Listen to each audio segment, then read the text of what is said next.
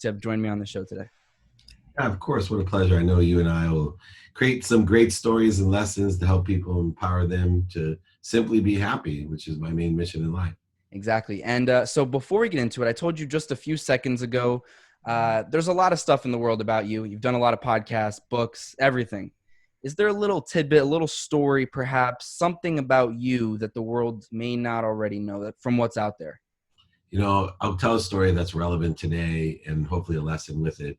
When I was a third-year law student, I was in the civil clinic, so I could practice law with a supervising attorney. My roommate got thrown out of a bar, and when we went to go get him, he was getting beat up by a Louisiana police officer. I approached the police officer and said, "Hey, I'm Dave Meltzer. I'm an attorney under rule, whatever, of the Louisiana bar. May I ask why he's being arrested?" And the police officer said, it was an off-duty police officer that was bouncing at the bar. He grabbed me and said, "Shut up," or whatever. And so I walked away, and there was no cell phones back then, no pictures back then. But with a piece of paper and a pen, I was taking names and phone numbers of witnesses. And when the on-duty police officers arrived, they went down, and my friend's head was bleeding. He was banging his head against the brick wall outside the bar, and everyone was, yelling police abuse and everything. And the police officer said, "Grab the guy on the striped shirt." I looked down. I was like, "Oh no!" And I basically, was a victim of a little bit of police brutality. My roommate was the serious one. They said anti-Semitic and racist remarks to us. I thought they weren't going to take us to the police station, expunging everything. My roommate ended up suing the police department. This is back in the early 90s and winning a judgment. But the reason I bring this story up is that even though all that happened, I don't claim to know what it's like to be in other people's shoes that are discriminated against. This was my own personal isolated incidents of discrimination, one that I'll never forget. But I don't know what it's like to walk in my neighborhood, and if a police goes by, think, hairs on my neck stand up that something's going to happen to me, or every time I get pulled over thinking this could be the end of my life, or I don't know what that's like. And the reason I say that is that, I really want people to know that we are all unified, but not equal. We are one. And so if my brother is afraid, then I'm afraid, right? Even though I haven't experienced or can understand it. And my purpose here is to help people understand that a tree has no branches. One branch will not go to war against another branch. It doesn't make sense. And so we have to stop separating each other with attacking thoughts and attacking negativity.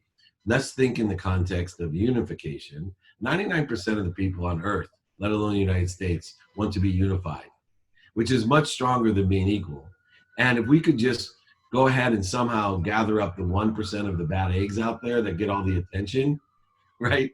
This world would be an extraordinary place, which is why I'm on a mission to empower others to be happy, create a collective consciousness of abundance and unification.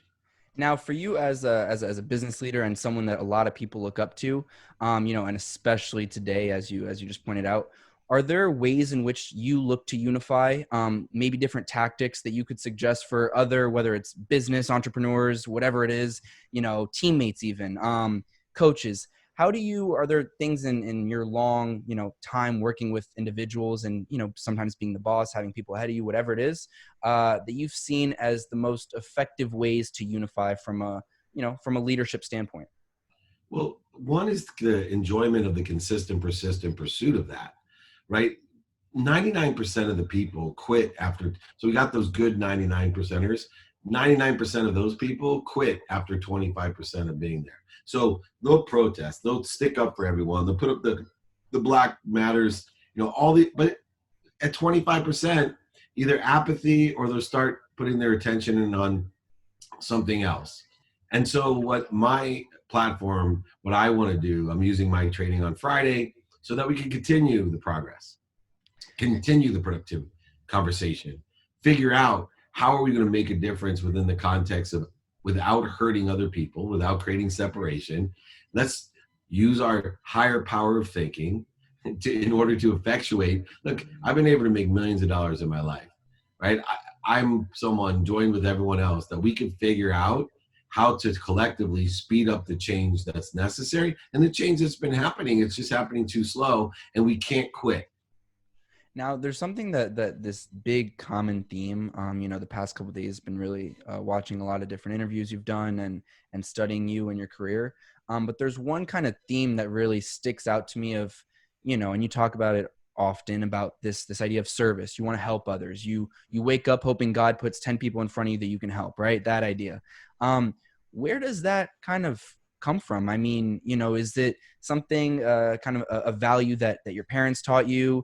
How do you, because it's a really a giving back approach. I mean, I know you talk about that in a lot of different ways with gratitude and all that, but I'm more curious as to if you were always like this. Was a young David Meltzer as a young kid the same way? Did something happen that might have changed that? I mean, talk about that development and how you see this as, one of your biggest core values, if you will. Well, it's an evolution.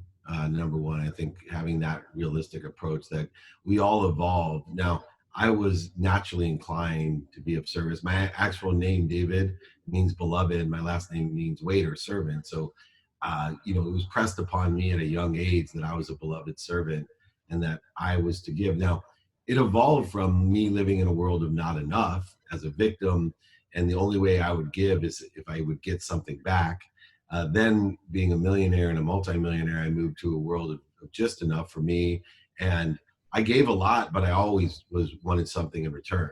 If I gave even a down payment for my brother to buy a house, I wanted something in return. If I donated money to a charity, I wanted recognition and acknowledgement. It's like ridiculous trader that I was. And then when 2 years before I lost everything, I actually shifted my paradigm. I started realizing, you know what? I'm going to live in this abundant world. I'm tired of buying things I don't need. I'm tired of trying to impress people I don't like. I'm simply going to use everything I have to receive as much as I can, to make as much money as I can, to give it away. And I wasn't going to have any conditions when I gave it away because all my attention and intention was on the receiving side. And then I had to focus on allowing it to come through me, staying in an abundant perspective, more than enough of everything for everyone. Because if you don't have that perspective, if you don't trust and have faith that there's more than enough of everyone for everyone, and you focus in on receiving, you'll turn back into a just enough creature. You'll start trading and you'll give it away, but expect something back, and all these different conditions and judgments that interfere and corrode the flow that has allowed me to keep receiving more and more and keep giving more and more. So it was an evolution from the world, a scarce world of not enough, to a scarce world of just enough, to the abundant world of more than enough. And when you went from not enough to more than enough or an abundant amount, did you, you talk about, I mean, I know you had a lot of money when you were young. Did you feel at that point true happiness? I mean, that's kind of like my mom personally always talks to me about, if you're not happy, it doesn't matter what you're doing. It doesn't matter how much money you have. It doesn't matter this, that, the other thing. For you, I want to know your experience as someone who didn't have enough when they were younger and then had an abundance. And if that, brought you that happiness that you were looking for, or if you realized that that wasn't what was going to bring you that happiness, and you were looking for happiness in other ways. So let me change it a little bit. So I was always happy, always been happy. I was born with the happy gene. So I always say it's difficult because if you're depressed or biochemically imbalanced, then you can't just tell them, hey, look at the glass half full. Don't kill yourself. Just look at the glass half full. No. It's a practice, right? So I was blessed to be a happy kid. But I will tell you, the only time I wasn't happy as the not enough kid was when I didn't have money. Car would break. I catch my mom crying over financial stress all the time. She was divorced with 6 kids, working 2 jobs. So in my mind, my relationship with money is it would buy me the missing piece of happiness. And what happened was it never did. And so that hope of attaching my happiness to an outcome that once I make over $1 million, I'll be happy all the time. Oh, once I make over $100 million, I'll be happy all the time. And what I realized about money, because I do think it's important, as you know, my motto, make a lot of money to help a lot of people have a lot of fun, is money does not buy happiness. It wasn't going to ever buy me the last piece. But what it would do is it would allow me to shop. And if I shopped for the right things, I could find the missing pieces. I could buy community centers in Africa. I could give scholarships for kids to go to college. I could pay money to the relief fund to help people that don't have food. And these types of things with my money, right? I could provide better education and health and safety for my own children. I could provide a better place to live for my family. These make me happy, right? I just have to tell you. And they have provided me that missing piece. And so I love my own spiritual pragmatic view of two currencies. One, money. So I think a lot of spiritual people, they encourage people more to like sit at home high on their mom's couch broke, and that doesn't make sense to me. I'm a law of Goya like John Asseroff, right?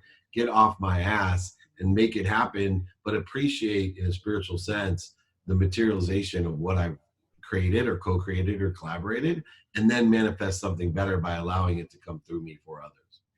Now, if I told a young David Meltzer he would be sitting here today, with the career that you've had so far, what would a young David Meltzer say? Is this the life that you imagined? Is this what you hoped for when you were young? I mean, I'm more interested at that, evolution that we talked about of, what successful people were like when they were younger, if there were certain turning events or certain moments that kind of triggered, little epiphany of, oh, this is what I want to do. This is what I want to do with my life.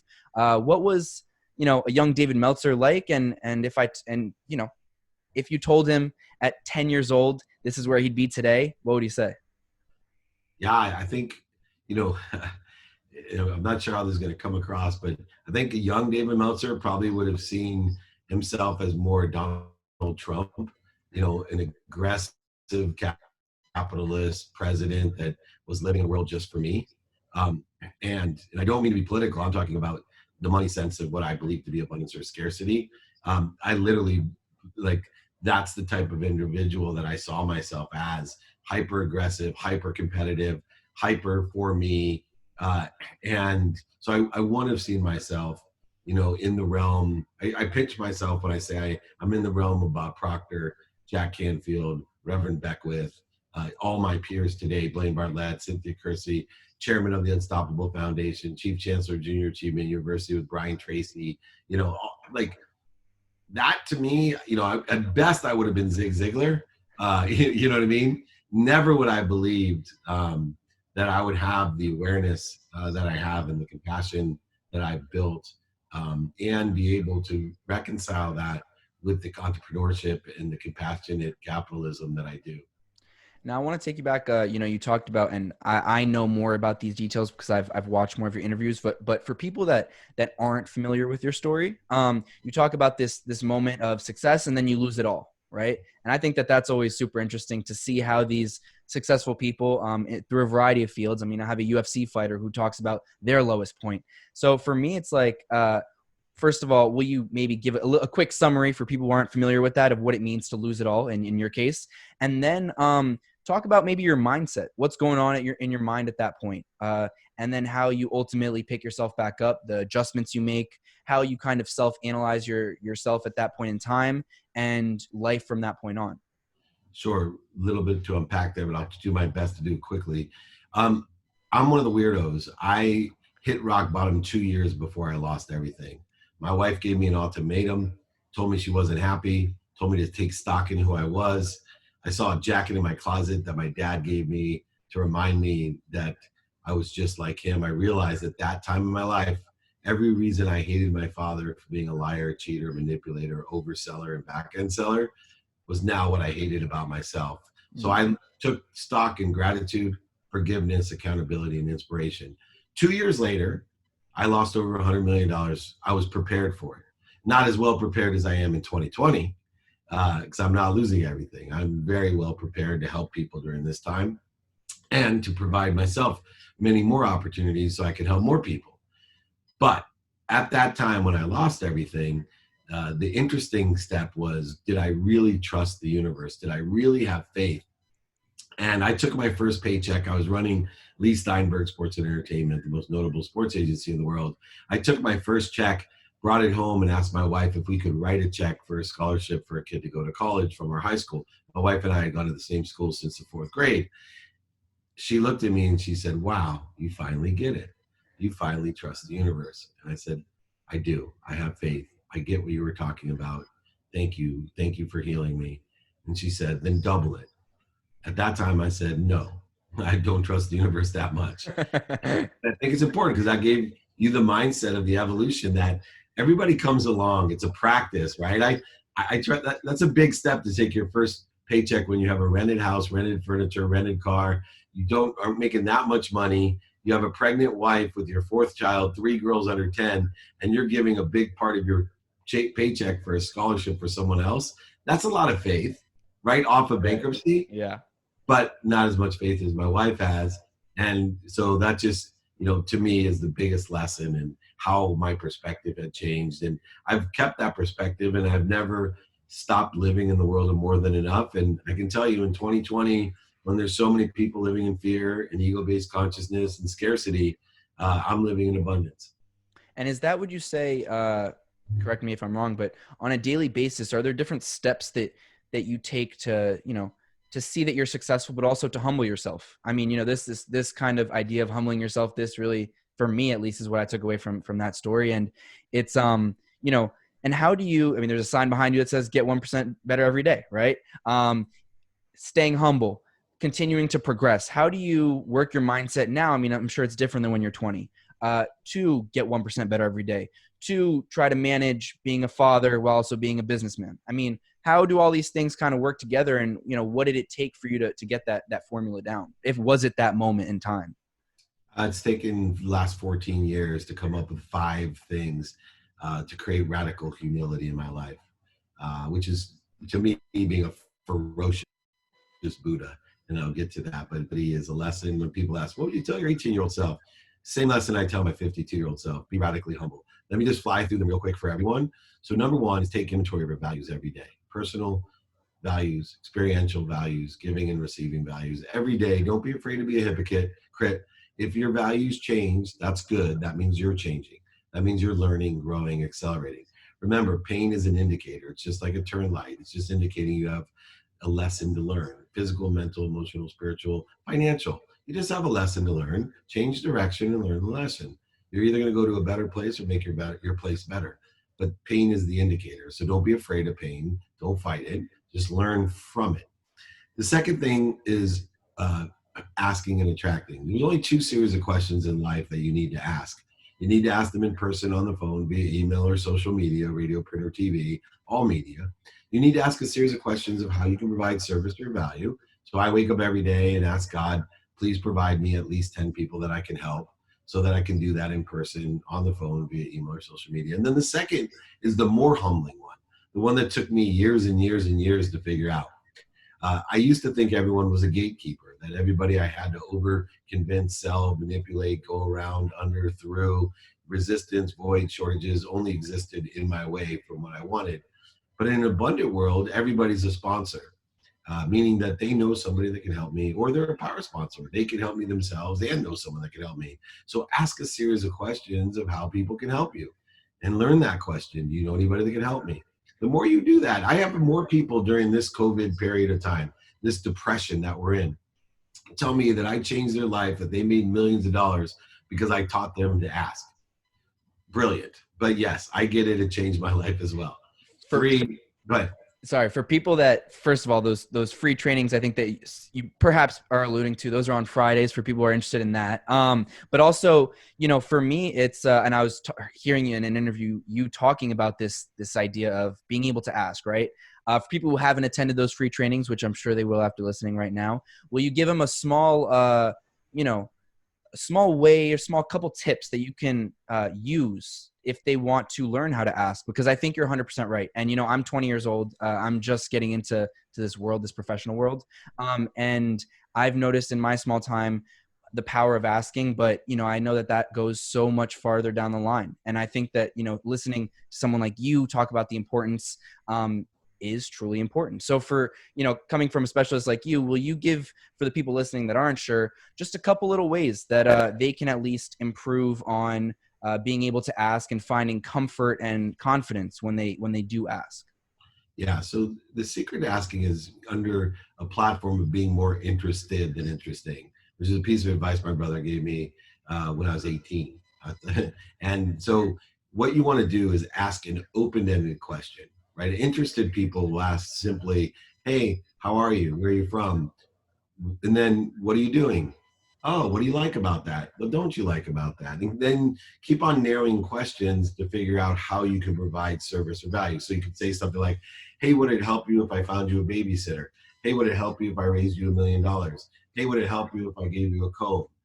There's a variety of ways that we can figure out how we can be of service or value. And then same series of questions to figure out, hey, I've been working on this. I like this. You know what I'm really missing? I'm missing a book with 32 pages. Do you know anyone that has one? Right? That's literally how to do it. And it's a practice. Every single thing that I'm talking about here today is a practice. And the more you practice, the more acceleration you'll get towards it and the more growth that you'll get through it.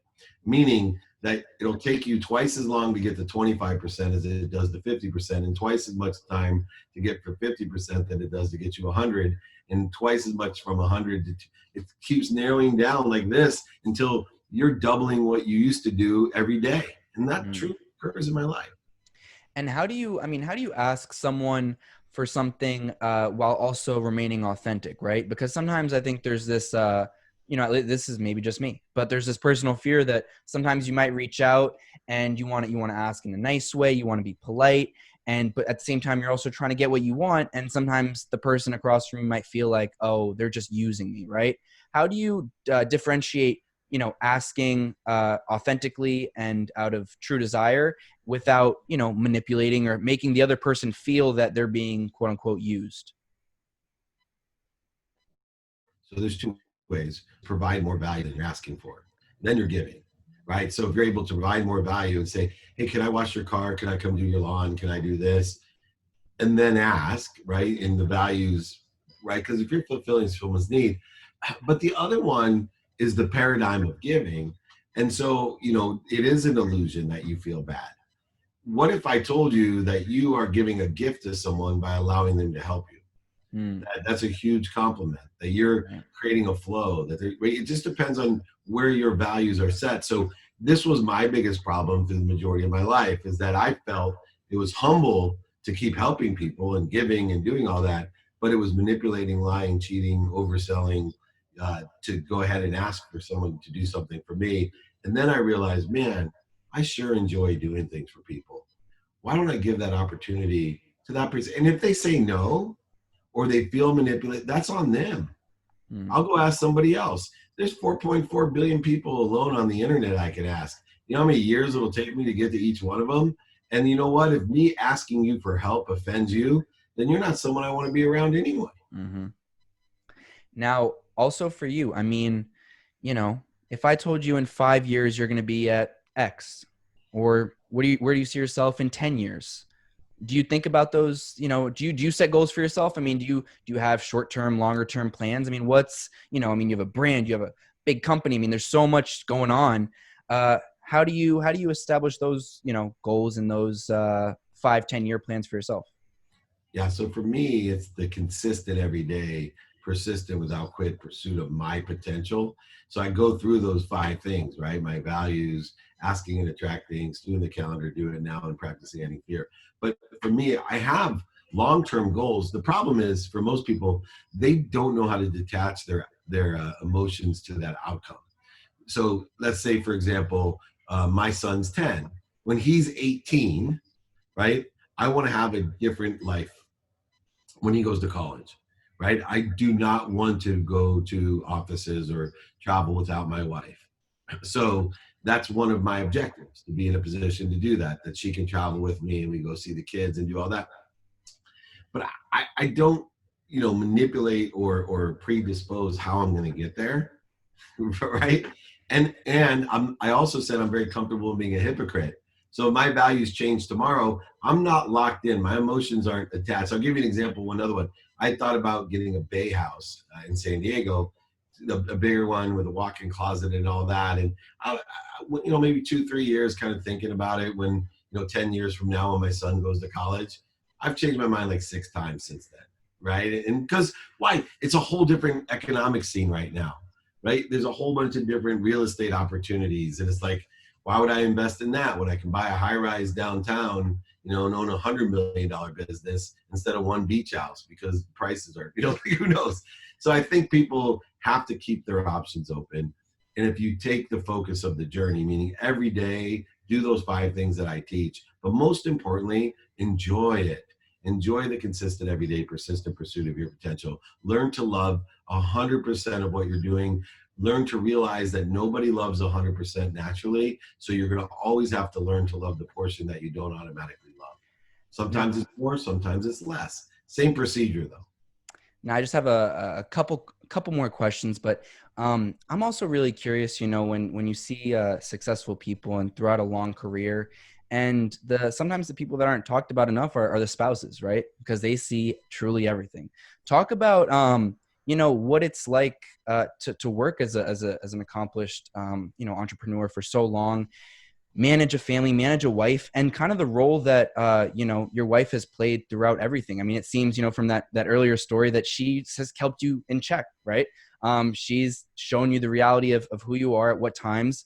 But I think it's without getting obviously too into it, just talk about the role and kind of that support that you perhaps needed, and what it's meant to you over time. So one thing is, I never lied to myself and said I was going to live a balanced life by day. I will live a balanced life in the aggregate. So my personal values by the end of my life would be 25%. 25% would be spent on experiences, 25% on my receiving, 25% on my giving. That's my goal in the aggregate when I die, when I'm over 111. But my wife, it falls into what I call an adaptable routine. I'm very set on my values. So every day I spend a minimum of an hour a day on my health. That's because my health is the most important thing of this journey. Mm-hmm. The reason being is if I don't take care of myself, nothing else I could take care of. It doesn't matter. And my wife helped me understand that. The next is I spend a minimum of 30 minutes a day with my wife, minimum 30 minutes with my 10-year-old, minimum of 2 minutes a day with 3 teenage daughters who I asked for 5, they gave me 2. A minimum of 1 minute with my mom. If I give you, you're 20 years old. If you start this today, I promise you, your relationship with your parents, which, being 20 must have some room for improvement, because I have a 21-year-old and an 18-year-old. But there's probably room for improvement there. If you just told your parents every day, no matter what, that 1, you're happy, 2, that you're healthy, 3, that you love them, and 4, that you appreciate them.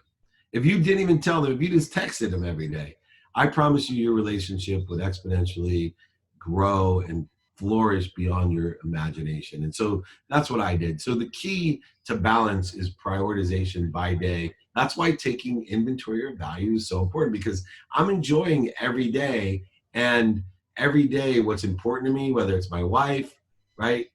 I know right now, every day, these are my values. And look, she might, start getting mean to me. I might only give her 10 minutes a day. Who knows? Or I could fall even more and say minimum of an hour a day. Right? I don't know. But I'm a realist. I'm a pragmatist. I believe 2 minutes a day is worth more than 2 hours on a Saturday. I want a relationship with those people most important with me every day. I want a relationship with my own body every day. And then I'm a student of my calendar with my time, because that's the aggregate of what I have planned, what I don't have planned in my sleep. And I'm prioritizing by what's most important first every single day. Beautiful. And hopefully there's still so many more long years of life ahead. But do you ever think about legacy? Do you ever think about, how you hope to be remembered?